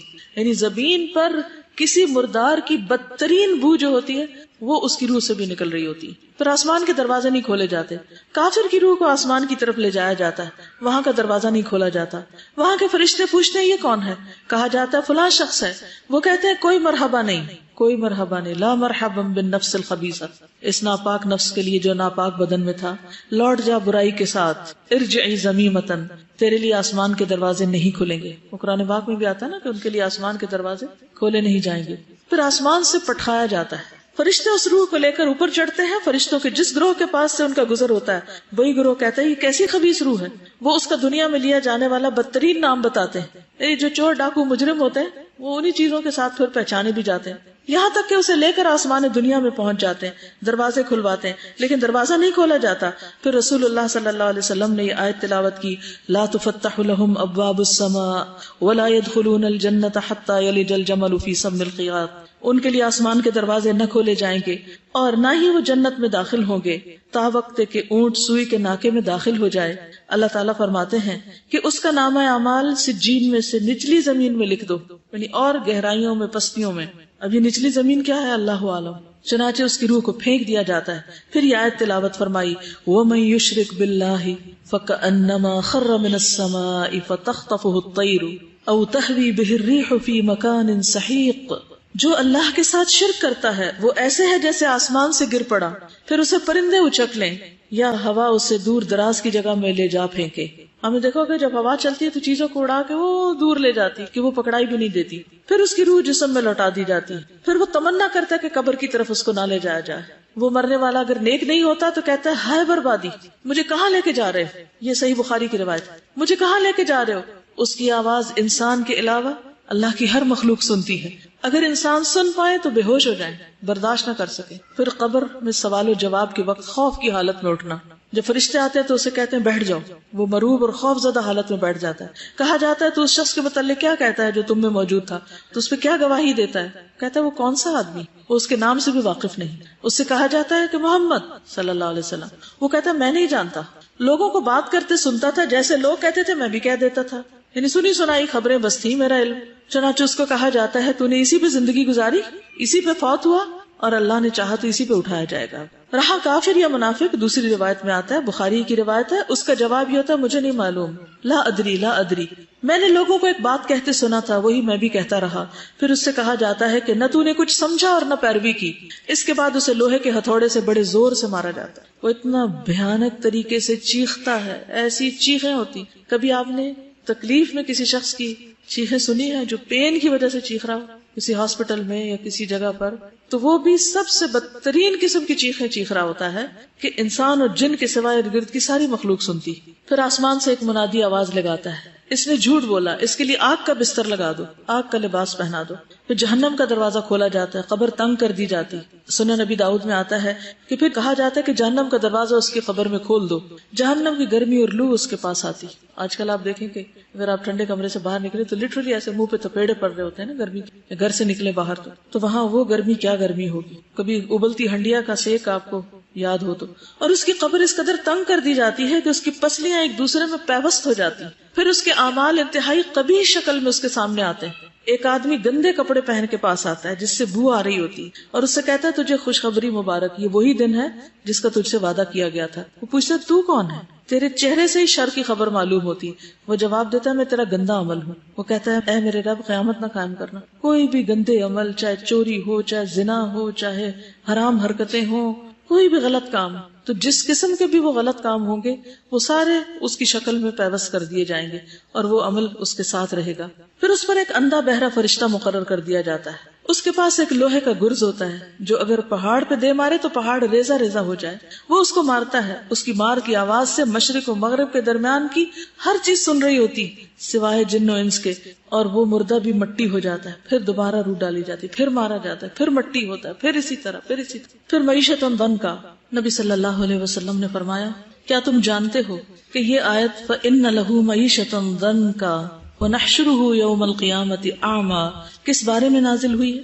کیا تمہیں معلوم ہے کہ تنگ حالی کیا ہے, تنگ زندگی کیا ہے؟ انہوں نے عرض کیا اللہ اور اس کے رسول ہی خوب جانتے ہیں. آپ نے فرمایا کافر کا اس کی قبر میں عذاب سے دوچار ہونا, اور اس ذات کی قسم جس کے ہاتھ میں میری جان ہے اس پر 99 سانپ مسلط کر دیے جاتے ہیں. کیا تم جانتے ہو وہ سانپ کیسا ہوتا ہے؟ وہ 70 سانپ اژدہے ہوتے ہیں, ہر اژدہا کے 7 سر ہوتے ہیں, اور وہ اسے قیامت تک ڈستے اور نوچتے رہتے. پھر قبر میں کسی عمل کا موجود نہ ہونا, اور کافر کے پاس جب اس کے سرہانے سے آیا جاتا ہے تو وہاں کوئی عمل موجود نہیں ہوتا, کوئی حفاظت کرنے والا گارڈ نہیں ہوتا.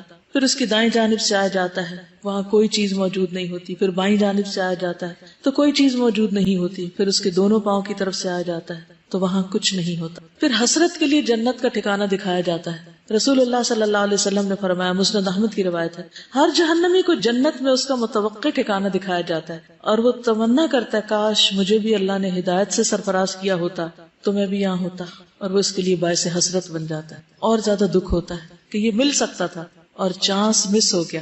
بعض اوقات ایسا ہوتا ہے نا کہ کوئی سودا مس کر رہے ہیں ہم, کوئی بزنس ڈیل اچھی سی ہونے والی ہو, تو پھر بعض لوگوں کو تو ہارٹ اٹیک ہو جاتا ہے کہ اتنا بڑا لاس ہو گیا, چانس مس ہو گیا. کوئی گاڑی چھوٹ جائے, جہاز چھوٹ جائے, کیا کیفیت ہوتی.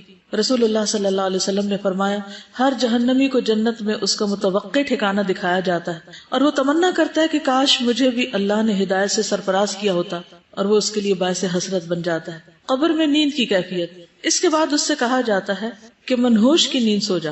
ابو حازم کہتے ہیں کہ میں نے ابو ہریرہ سے پوچھا کہ یہ منحوش سے کیا مراد ہے, انہوں نے کہا منحوس سے مراد وہ آدمی ہے جسے کیڑے مکوڑے اور سانپ ڈستے اور نوچتے رہتے ہیں، تو اس کی نیند کیا نیند ہوگی؟ پھر اس پہ قبر تنگ کر دی جاتی ہے۔ نبی صلی اللہ علیہ وسلم نے اپنی زندگی میں کچھ قبروں سے عذاب کی آوازیں بھی سنی تھی اور صحابہ کو بتایا بھی تھا۔ یہ جو کچھ میں نے سنایا ہے یہ اس لیے ہے تاکہ ہم اپنے ایمان کو نمبر 1 درست کریں، اس کو یقینی چیز سمجھیں اور پھر اس کے لیے تیاری بھی کریں، اور ان معلومات کو اپنے بچوں اور اپنے آس پاس کے لوگوں سے شیئر کریں تاکہ وہ بھی اس یقینی جگہ کے لیے تیاری کریں، کیونکہ یہ ایسی جگہ ہے جس میں کوئی شک ہے ہی نہیں کہ وہاں نہیں جانا۔ کہیں بھی جانے میں پروگرام تبدیل ہو سکتا ہے، وہاں کا پروگرام تو یقینی ہے، سیٹ کنفرمڈ ہے، جگہ بھی لکھی ہوئی کہ کہاں جانا ہے آپ نے۔ تو نبی صلی اللہ علیہ وسلم نے اپنی زندگی میں بھی عذاب قبر سنا تھا۔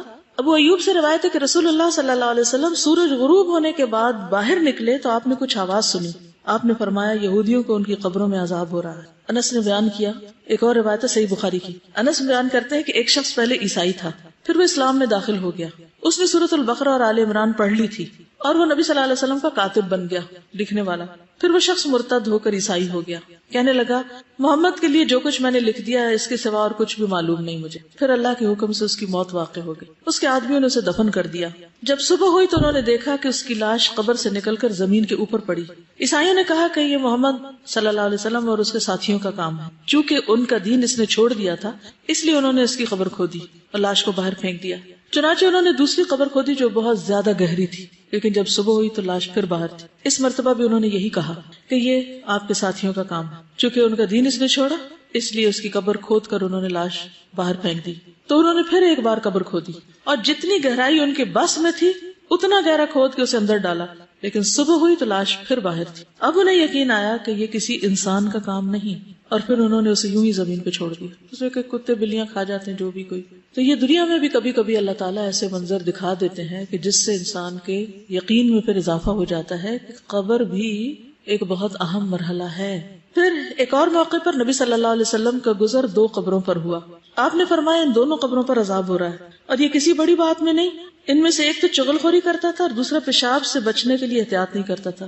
چغل خوری کیا ہوتی ہے کہ ایک جگہ کی خبریں دوسری جگہ پہنچانا اور لوگوں کو لڑانا، مخبریاں کر کے ادھر کی باتیں سن ادھر کی سن اور پھر آگے دوسروں تک اس کو پہنچا کے کام خراب کرنا۔ اور دوسرا نجاست کا فکر نہیں کرتا، یعنی پیشاب کی چھینٹیں اگر ظاہر جسم پہ پڑے، کپڑوں پہ، نہ وضو نہ نماز، کیا حاصل۔ یہ بھی صحیح بخاری کی روایت تھی، یاد رکھیے۔ اب کئی لوگ کہتے ہیں نا قبر میں کہاں سے عذاب ہوتا ہے، تو اللہ کے رسول صلی اللہ علیہ وسلم خود بتا رہے ہیں اور صحیح ترین روایت ہے، شک کی تو گنجائش ہی کوئی نہیں۔ ایک اور روایت میں آتا ہے، عبداللہ بن مسعود سے روایت ہے کہ رسول اللہ صلی اللہ علیہ وسلم نے فرمایا اللہ کے ایک بندے کے بارے میں حکم دیا گیا، اور یہ سلسلہ صحیحہ کی روایت ہے، اسے قبر میں 100 کوڑے لگائے جائیں، وہ تخفیف کا سوال کرتا اور دعا کرتا یہاں تک کہ ایک کوڑا باقی رہ گیا۔ جب یہ کوڑا اسے لگایا گیا تو اس کی قبر آگ سے بھر گئی۔ جب اس سزا کا اثر زائل ہوا اور اسے افاقہ ہوا تو اس نے فرشتوں سے پوچھا کہ کس بنا پہ مجھے کوڑے مار رہے ہیں؟ انہوں نے کہا تم نے ایک نماز بغیر وضو کے پڑھی تھی اور تم ایک مظلوم کے پاس سے گزرے تھے اور اس کی مدد نہیں کی تھی۔ یعنی بعض اوقات ایسا ہوتا ہے نا کہ کوئی شخص کسی مصیبت میں ہوتا ہے، کوئی مشکل میں ہوتا ہے، تو ہم کہتے ہیں کہ کوئی اور دیکھ لے، حالانکہ ہم اس وقت اس کی ضرورت پوری کر سکتے ہیں۔ عذاب قبر سے کچھ لوگ محفوظ بھی رہیں گے اور ان میں سے نمبر 1 شہید ہیں۔ شہید رسول اللہ صلی اللہ علیہ وسلم نے فرمایا اللہ تعالیٰ کے ہاں شہید کے لیے 6 خصلتیں۔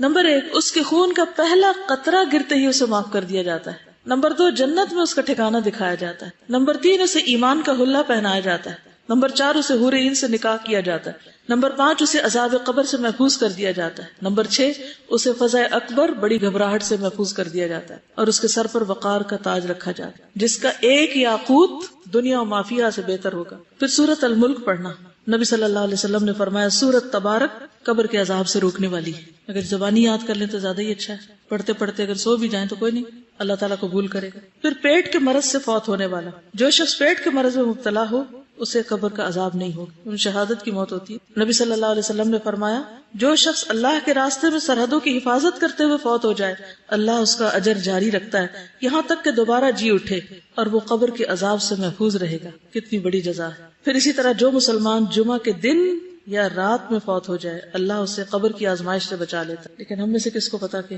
کب موت آئے۔ بہرحال انسان دعا تو کر سکتا ہے اچھے خاتمے کی۔ میں یہ سوچ رہی تھی کہ قرآن میں اللہ تعالیٰ نے جو بار بار اللہ پر ایمان کے بعد اسٹریٹ اوے آخرت کی بات کیوں کی ہے، مجھے اس سے یہ ریزن سمجھ میں آ رہا ہے کہ ہمارے لیے سب سے زیادہ امپورٹنٹ اللہ ہے اور پھر وہ آخرت کا وہ ٹھکانہ ہے، اور اس کے درمیان میں جتنی بھی اور چیزیں آتی ہیں وہ ایک طرف تو ہمارے لیے ایک ذریعہ ہیں کہ ظاہر ہم انہی سے ہی وہ ٹھکانہ کمائیں، لیکن اکثر یہ ہوتا ہے کہ بجائے یہ کہ ہمیں وہ اچھے ٹھکانے تک پہنچائیں، ہم ان میں ڈسٹریکٹ ہو کے اپنے اصل کو بھول جاتے ہیں. تو بہت زیادہ جو مجھے فیل ہو رہا ہے وہ آج کے لیسن کا یہ ہو رہا ہے کہ ہمیں یہ دیکھنا پڑے گا کہ کیا ہم باقی سارے حقوق ادا کرتے ہوئے کہیں اپنے جو ہمارے سب سے بڑے جو فرائض ہیں اللہ کے لیے جو ہیں وہ ہی نہ ہم پیچھے کر دیں.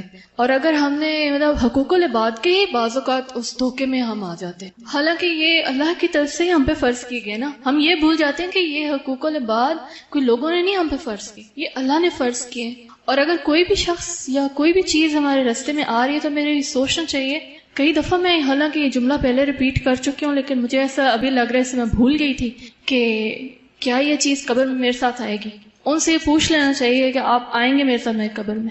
اگر نہیں تو let me prepare for my own قبر. بٹ دین پھر دوسری ایکسٹریم پہ ہم نکل جاتے ہیں کہ لوگ وظیفے کر رہے ہوتے ہیں، پاس بچہ رو رہا ہے، اس کو اٹھاتے نہیں کہ ہمارا تو وظیفہ خراب ہو جائے گا اور ہم نے تو اتنے لاکھ دفعہ یہ والی آیت پڑھنی ہے. وہ ایک چیز آ جاتی ہے. So we have to strike the right balance between the two. اسی لیے نا خیر الہدی ہدی محمد صلی اللہ علیہ وسلم کہ بہترین طریقہ نبی صلی اللہ علیہ وسلم کا طریقہ ہے. انہوں نے خاندانی زندگی کو بھی نبھایا، اللہ کے راستے میں جنگیں بھی لڑی اور باقی بھی زندگی کے کام کیے.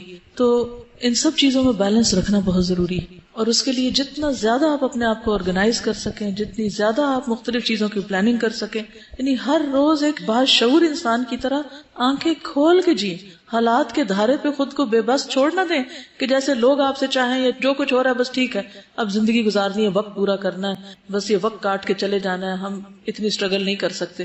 اصل میں تو دیکھا یہ جائے گا وَأَنَّ سَعْيَهُ سَوْفَ يُرَىٰ کہ کتنی کوشش میں لگے رہتا ہوں. تو ہم سب کو سنجیدگی کی ضرورت ہے، اپنی زندگی اور اس وقت کی قدر کی ضرورت ہے. جب تک ہم لغویات سے نکلیں گے نہیں، والذین هم عن اللغو معرضون، تو اس وقت تک جنت الفردوس میں پہنچنے کے بس خواب ہی خواب ہیں. ولتنظر نفس ما قدمت لغد، ہم میں سے ہر شخص کو سوچنا چاہیے کل کے لیے کیا تیار کر کے رکھا ہے.